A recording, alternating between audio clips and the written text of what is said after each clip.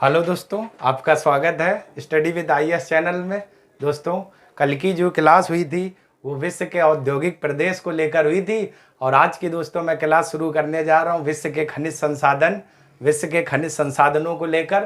तो जिन लोगों ने दोस्तों अभी तक मेरे चैनल को सब्सक्राइब नहीं किया है, आप लोग कर लीजिए दोस्तों, क्योंकि आज का क्लास का जो टॉपिक रहेगा दोस्तों वो रहेगा विश्व के खनिज संसाधन। तो चलिए दोस्तों, आज की क्लास शुरू करते हैं। विश्व के खनिज संसाधन। तो सबसे पहले दोस्तों हम लोग बात करेंगे खनिज किसे कहते हैं, यानी खनिज किसे कहते हैं। तो खनिज में दोस्तों बात करें पृथ्वी की चट्टानों में, तो सबसे पहले दोस्तों हम लोग बात कर लेते हैं खनिज, यानी पृथ्वी की चट्टानों में, चट्टानों में प्राकृतिक रूप से प्राप्त होने वाला, चट्टानों में प्राकृतिक रूप से प्राप्त होने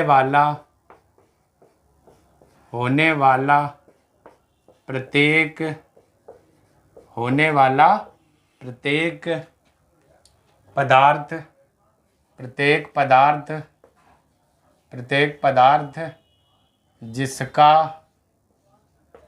प्रत्येक पदार्थ जिसका निश्चित रासायनिक संगठन,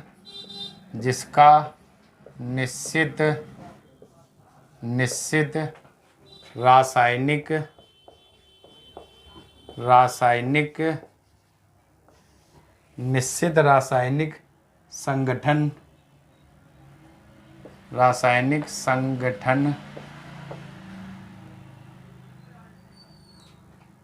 तथा भौतिक गुणधर्म हो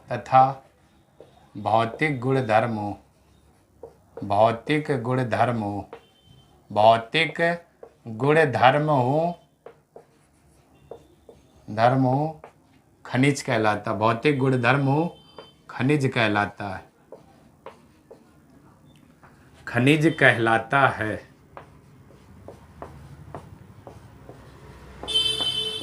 ये दोस्तों आपकी क्या है, परिभाषा है। तो परिभाषा दोस्तों कहना वो ये चाह रहा क्या कि पृथ्वी की चट्टानों में प्राकृतिक रूप से प्राप्त होने वाला प्रत्येक पदार्थ जिसका एक निश्चित रासायनिक संगठन हो, यानी एक निश्चित रूप हो रसायन की भाषा में, और भौतिकी के जो गुण होते हैं वो भौतिक गुण हो, वो क्या कहलाता है दोस्तों, खनिज कहलाता है। जिसका एक निश्चित रासायनिक संगठन और भौतिक गुणधर्म हो उसे हम लोग दोस्तों क्या कहते हैं, खनिज कहते हैं, खनिज। यही दोस्तों एनसीईआरटी में परिभाषा दी है, तो आप लोग ध्यान रखना, पृथ्वी की चट्टानों में प्राकृतिक रूप से प्राप्त होने वाला प्रत्येक पदार्थ जिसका निश्चित रासायनिक संगठन तथा भौतिक गुणधर्म हो खनिज कहेंगे या खनिज कहलाता है। दोस्तों क्लियर हो गया ना। चलिए इसके बाद दोस्तों हम लोग बात करते हैं खनन। एक शब्द आपको खनिज में मिलेगा खनन, और एक शब्द दोस्तों आपको मिलेगा उत्खनन। ये दो शब्द आपको मिलेंगे दोस्तों, खनन और उत्खनन।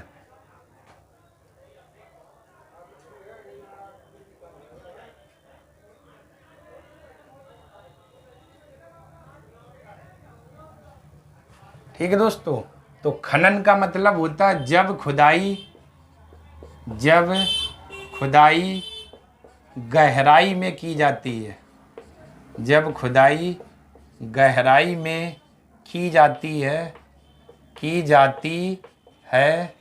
ठीक है दोस्तों, खनन कहलाता है। जब खुदाई गहराई में की जाती है खनन कहलाता है। अंडरलाइन दोस्तों, मतलब दोस्तों जब आप किसी खान में या कहीं पर खोदेंगे, तो जब गहराई में आप ऐसे जाएंगे और खुदाई करेंगे, तो ये दोस्तों जो घटना है क्या कहलाती है, खनन कहलाती है, खनन। वहीं दोस्तों उत्खनन की अगर हम लोग बात करें, तो जब खुदाई क्षैतिज दिशा में की जाती है, जब खुदाई क्षैतिज दिशा में की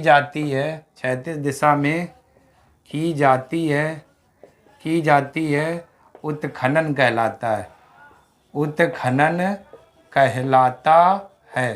क्लियर दोस्तों, ये मतलब है। यानी कि जब खुदाई कैसी क्षैतिज दिशा में इस तरीके से ऐसे खोदा जाए तो उत्खनन, और गहराई में खोदा जाए तो दोस्तों क्या कहलाता है? खनन कहते हैं, खनन। दोस्तों दोनों में अंतर समझ में आया? अगर आप अखबार पढ़ते होंगे तो ये नाम दोस्तों आते रहते हैं वहाँ पर पेपर में, आज खनन किया गया, उत्खनन किया गया। तो खनन का मतलब यही होता है दोस्तों, जब खुदाई गहराई में की जाती है तो खनन, और वहीं जब खुदाई क्षैतिज दिशा में की जाए तो उसे हम लोग दोस्तों क्या बोलते हैं? उत्खनन कहते हैं, उत्खनन कहते हैं। क्लियर दोस्तों? तो चलिए आप लोग इतने का दोस्तों स्क्रीनशॉट ले लीजिए, फिर हम लोग आगे बात करते हैं।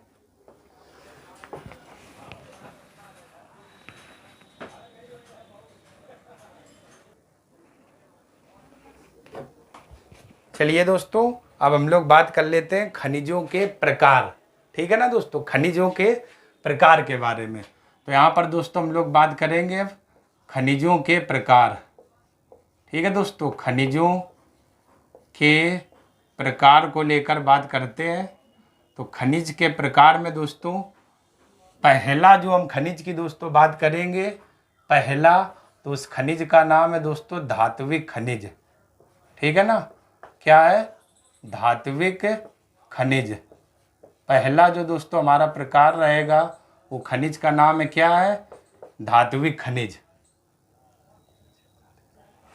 अब धात्विक खनिज दोस्तों किसे कहते हैं? यानी कि वे खनिज जिसमें धातुएं और कच्चे पदार्थ मौजूद होते हैं, क्या कहलाते हैं? धात्विक खनिज कहलाते हैं, धात्विक खनिज कहलाते हैं। यानी वे खनिज जिनमें धातुएं कच्चे पदार्थ के रूप में मौजूद रहती हैं, वे खनिज जिनमें धातुएं दोस्तों कच्चे पदार्थ के रूप में क्या मौजूद हो, वो हमारा क्या कहलाता है? धात्विक खनिज कहलाता है, धात्विक खनिज कहलाता है। क्लियर दोस्तों? तो वही लिखना है। तो यानी इसमें हम वो लिख लेते हैं क्या, कि वे खनिज जिनमें धातुएं, वे खनिज जिनमें धातुएं, वे खनिज जिनमें धातुएं कच्चे पदार्थ के रूप में मौजूद रहती हैं, कच्चे पदार्थ के रूप में, कच्चे पदार्थ के रूप में मौजूद रहती हैं, मौजूद रहती हैं, धात्विक खनिज कहलाते हैं। ठीक है दोस्तों, कौन से खनिज कहलाते हैं? धात्विक खनिज कहलाते हैं, धात्विक खनिज कहलाते हैं। क्लियर है दोस्तों? मतलब वो कहना ये चाह रहा क्या, जरा देखिएगा, वे खनिज जिनमें धातुएं कच्चे पदार्थ के रूप में क्या मौजूद होती हैं, ऐसे खनिजों को हम लोग दोस्तों क्या धात्विक खनिज कहते हैं, धात्विक खनिज कहते हैं। यानी वे खनिज जिनमें धातुएं कच्चे पदार्थ के रूप में मौजूद रहती हैं, ऐसे खनिजों को हम लोग दोस्तों क्या धात्विक खनिज कहते हैं, धात्विक खनिज कहते हैं। क्लियर दोस्तों? धात्विक खनिज ये दो प्रकार के होते हैं, ये दो प्रकार के होते हैं, ये दो प्रकार के होते हैं। कौन कौन से? तो ए नंबर में दोस्तों पहला है लौह धात्विक खनिज। पहला दोस्तों है लौह धात्विक खनिज, लौह धात्विक खनिज। ठीक, सीधा सीधा दोस्तों आप लोग अर्थ समझ गए होंगे। आगे लौह लगा है, यानी कि जिन खनिजों में लौह अंश पाया जाता है उन्हें क्या लौह धात्विक खनिज कहते हैं। तो आप लिख सकते हो जिन खनिजों में लौह अंश पाया जाता है, यानी लोहा की मात्रा पाई जाती है, लौह अंश पाया जाता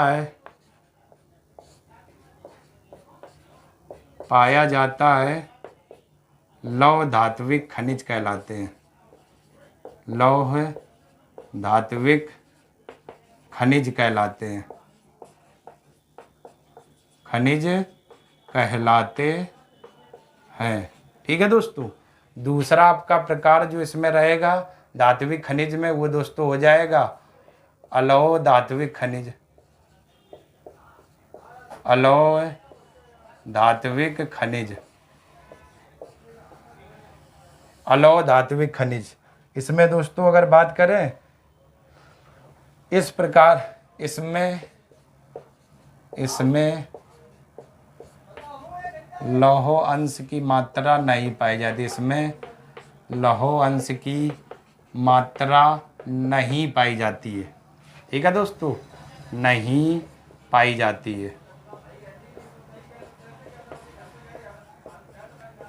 ये दोस्तों है। ठीक, तो धात्विक खनिज की बात करें तो धात्विक खनिज वे खनिज होते हैं जिनमें दोस्तों, ठीक है ना, जिनमें धातुएं कच्चे पदार्थ के रूप में मौजूद होती है, यानी कच्चे पदार्थ के, उन्हें धात्विक खनिज कहते हैं। ये दो प्रकार के होते हैं, लौह धात्विक खनिज यानी जिन खनिजों में लौह अंश की मात्रा पाई जाती है या लौह पाया जाता है उन्हें लौह धात्विक खनिज, और जिन खनिजों में लौह की मात्रा नहीं पाई जाती है, लौह अंश की मात्रा नहीं पाई जाती है, उसे अलौह धात्विक खनिज कहते हैं, उसे अलौह धात्विक खनिज कहते हैं। ठीक दोस्तों, तो ये आपका प्रकार था पहला धात्विक खनिज, और इसके दो प्रकार थे, दोनों दोस्तों आप लोगों ने देख लिए हुए हैं।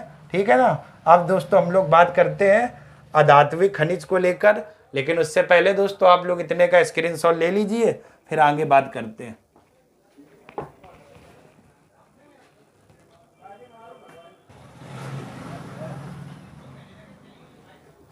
चलिए दोस्तों, अब हम लोग बात कर लेते हैं अधात्विक खनिज को लेकर। ठीक, तो आ लगा हुआ, आ से मतलब क्या हुआ दोस्तों, वे खनिज जिनमें धातुएं मौजूद नहीं होती हैं अधात्विक खनिज कहलाते हैं। ठीक है दोस्तों, तो मतलब क्या हुआ, वे खनिज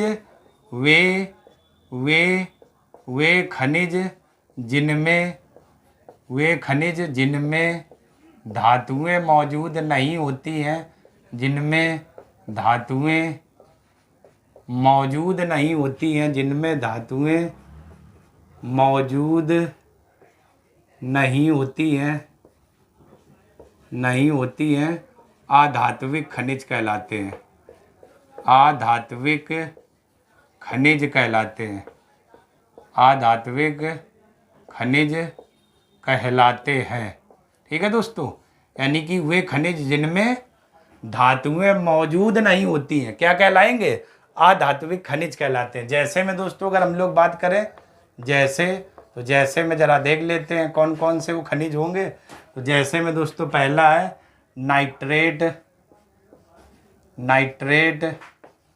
कॉमा कोयला। ठीक है दोस्तों, नाइट्रेट कॉमा कोयला, कोयला के बाद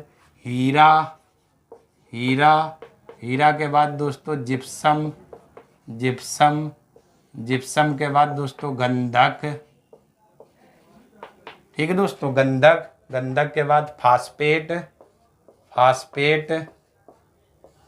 फास्फेट कॉमा नीलम आदि। ठीक है दोस्तों, ये आपके कुछ क्या है अधात्विक खनिज के एग्जाम्पल है दोस्तों। ठीक है ना दोस्तों, तो ये आपके हैं अधात्विक खनिज, मतलब क्या, वे खनिज जिनमें धातुएं मौजूद नहीं हैं अधात्विक खनिज कहलाते हैं। जैसे में दोस्तों अगर बात की जाए तो नाइट्रेट, कोयला, हीरा, जिप्सम, गंधक, फास्फेट और नीलम। ठीक है दोस्तों, तो इन खनिजों को दोस्तों हम लोग क्या कहते हैं, अधात्विक खनिज कहते हैं, अधात्विक खनिज कहते हैं। क्लियर दोस्तों, तो चलिए आप लोग इतने का स्क्रीनशॉट ले लीजिए दोस्तों, फिर हम लोग एक एक खनिज को विस्तार से बात करते हैं। तो आप लोग दोस्तों इतने का स्क्रीनशॉट ले लीजिए। ठीक है दोस्तों, चलिए दोस्तों, खनिजों के बाद आपके दो चैप्टर और बचे हुए हैं।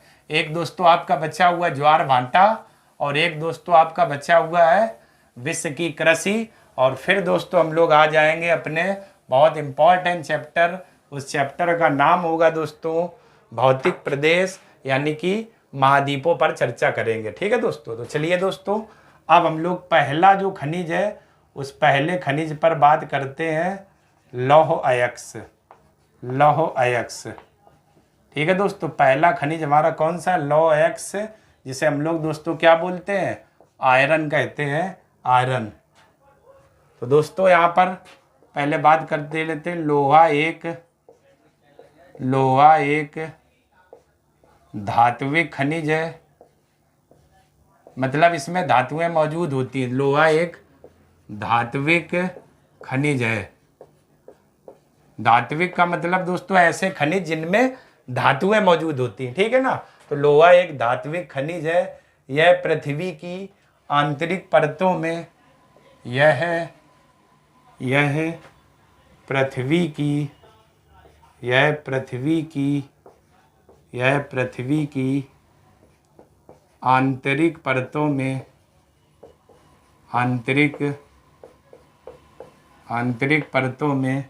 यह पृथ्वी की आंतरिक परतों में अयस्क के रूप में पाया जाता है। आंतरिक परतों में अयस्क के रूप में पाया जाता है।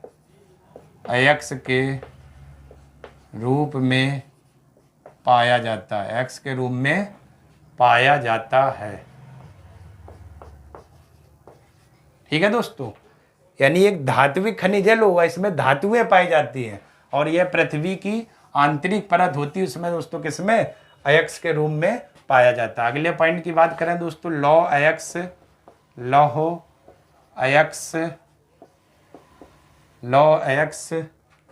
चार प्रकार के होते हैं। चार प्रकार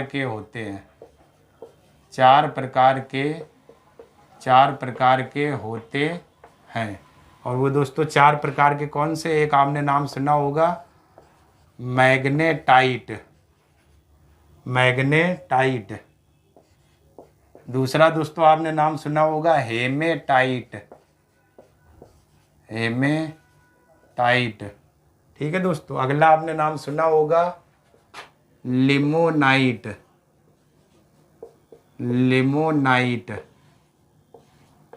और एक दोस्तों आपने नाम सुना होगा सिडेराइट। ये दोस्तों आपके लोहे के चार प्रकार होते हैं। ठीक है दोस्तों, मतलब लोहा एक धात्विक खनिज है। यहाँ धात्विक से मतलब जिन खनिजों में धातुएं पाई जाती है उन्हें दोस्तों हम लोग बोलते हैं, तो लोहे में धातुएं पाई जाती हैं। और दोस्तों इनके अगर प्रकार की बात करें तो लौह अयस्क दोस्तों चार प्रकार के होते हैं। उनमें से पहला प्रकार है एक मैग्नेटाइट, अगला है दोस्तों हेमेटाइट, अगला है लिमोनाइट, अगला है सिडेराइट। ठीक, ये चार प्रकार दोस्तों होते हैं लोहे के। और जिसमें से दोस्तों हम लोग अगर बात करें तो मैग्नेटाइट सर्वोत्तम किसका लौह अयस्क है। जो मैग्नेटाइट है ये सर्वोत्तम किस्म का लौह अयस्क है। सर्वोत्तम किस्म का लौह अयस्क है। ठीक है दोस्तों, सर्वोत्तम किस्म का लौह अयस्क है। कौन सा है दोस्तों, मैग्नेटाइट। ठीक दोस्तों, तो ये आपका है। ठीक, लोहा में आप लोगों ने चार प्रकार देखे, मैग्नेटाइट दोस्तों, हेमेटाइट, लिमोनाइट और सिडेराइट, जिसमें से मैग्नेटाइट सबसे सर्वोत्तम किस्म का लोहा है। क्लियर दोस्तों। चलिए आप लोग स्क्रीनशॉट ले लीजिए, फिर दोस्तों हम लोग आगे बात करते हैं। ठीक है ना, सबसे उत्तम किस्म का है। स्क्रीनशॉट दोस्तों आप लोग इतने का ले लो। फिर लोहे में हम लोग दोस्तों राज्य देखते हैं, उत्पादक और भंडारक में, राज्य नहीं सॉरी दोस्तों, देशों पर बात करते हैं। ठीक है ना, कौन कौन से देश हैं जो लोहे का उत्पादन और भंडारण करते हैं, क्योंकि विश्व के दोस्तों हम लोग खनिज संसाधन पढ़ रहे हैं, उन्हीं पर दोस्तों हम लोग चर्चा करते हैं। ठीक है ना, चलिए सबसे पहले दोस्तों हम लोग देखते हैं उत्पादन की दृष्टि से। ठीक, लौह अयस्क में दोस्तों हम लोग सबसे पहले देखते हैं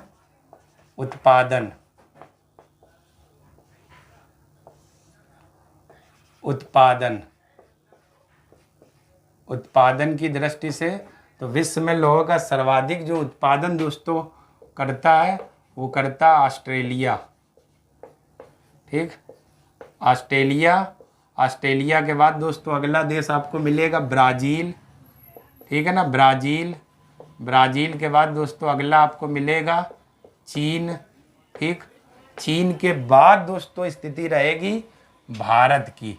ठीक है ना, तो लौह अयस्क का सर्वाधिक जो उत्पादक देश है वो दोस्तों ये क्रम से है। ठीक, क्रम आप लोग ध्यान रखना, पहले पर ऑस्ट्रेलिया, फिर ब्राज़ील, फिर चीन और चौथे पर दोस्तों क्या है, भारत है। और ये उत्पादन में दोस्तों क्रम से राज्य लिखे हुए हैं। ठीक, अगर वहीं दोस्तों हम लोग भंडारण की दृष्टि से बात करें, भंडारण तो भंडारण जरा देखते हैं। भंडारण की दृष्टि से अगर लोहे में बात की जाए तो सर्वाधिक भंडारण दोस्तों ऑस्ट्रेलिया करता है।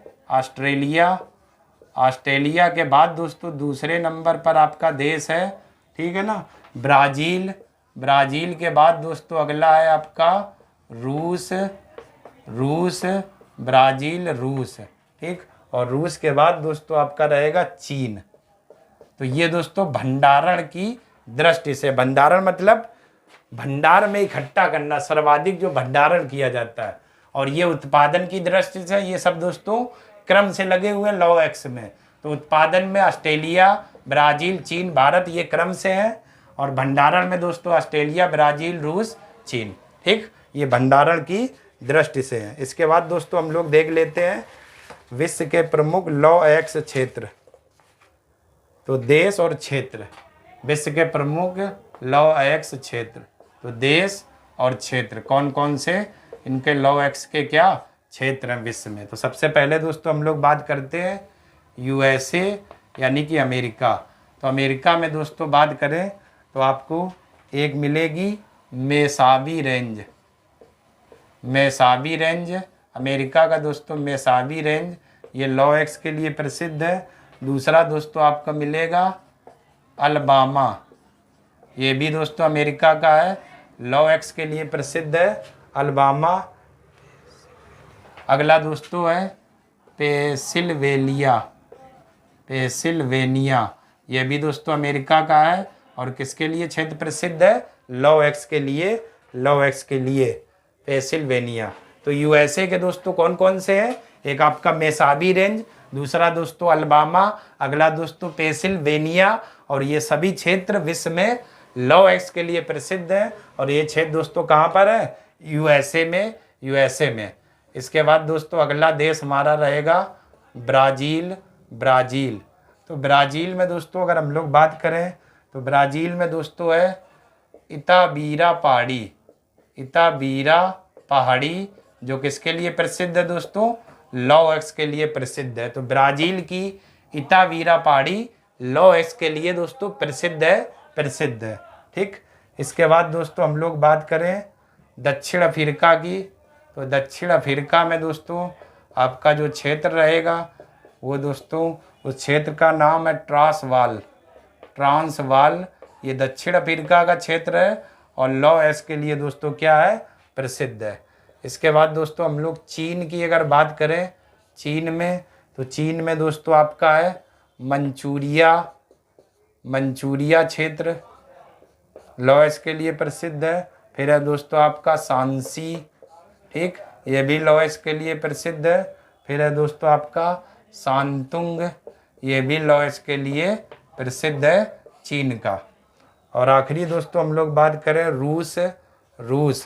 तो रूस में दोस्तों अगर हम लोग बात करें तो रूस का है दोस्तों निजनी तागिल, रूस का है दोस्तों निजनी तागिल, ठीक है दोस्तों। ये आपके क्षेत्र है जो किसके लिए प्रसिद्ध है? विश्व में लॉ एक्स के लिए। तो एक बार फिर देख लेते हैं, विश्व में लॉ एक्स का सर्वाधिक जो उत्पादन दोस्तों होता है वो ऑस्ट्रेलिया करता है, क्रम से राज्य है। इसके बाद ब्राज़ील दोस्तों, फिर है चीन और फिर आपका है भारत। भंडारण में दोस्तों अगर बात की जाए तो भंडारण में ऑस्ट्रेलिया, ब्राज़ील, रूस और चीन। इसके बाद ये देश, और देश में कौन कौन से क्षेत्र हैं जो लॉ एक्स के लिए विश्व में प्रसिद्ध है। तो सबसे पहले दोस्तों यूएसए में बात की जाए तो मेसाबी रेंज, अलबामा, पेंसिल्वेनिया, ये तीनों क्षेत्र हैं लॉ एक्स के लिए विश्व में प्रसिद्ध है यूएसए के। ब्राज़ील की दोस्तों बात करें तो इताबीरा पहाड़ी, ब्राज़ील की इताबीरा पहाड़ी लॉ एक्स के लिए प्रसिद्ध है। दक्षिण अफ्रीका की बात करें तो ट्रांसवाल क्षेत्र दोस्तों लॉ एक्स के लिए प्रसिद्ध है। चीन की बात करें तो मंचूरिया, सांसी, शांतुंग, ये लॉ एक्स के लिए प्रसिद्ध है। रूस की बात करें तो निजनी तागिल लॉ एक्स के लिए प्रसिद्ध है, ठीक है दोस्तों। तो ये दोस्तों आपका एक खनिज हो गया लॉ एक्स। चलिए दोस्तों आप लोग इतने का स्क्रीनशॉट ले लीजिए। तो चलिए दोस्तों आज की क्लास दोस्तों लॉ एक्स तक रखते हैं, कल दोस्तों इसी के आगे बात करेंगे। तो आज की दोस्तों क्लास यहीं तक रखते हैं। तो दोस्तों अगर मेरा वीडियो आपको पसंद आ रहा है तो दोस्तों आप लोग लाइक करें, सब्सक्राइब करें और ज़्यादा से ज़्यादा दोस्तों शेयर करिएगा। तब तक के लिए दोस्तों आप सभी लोगों का बहुत बहुत धन्यवाद, बहुत बहुत धन्यवाद दोस्तों।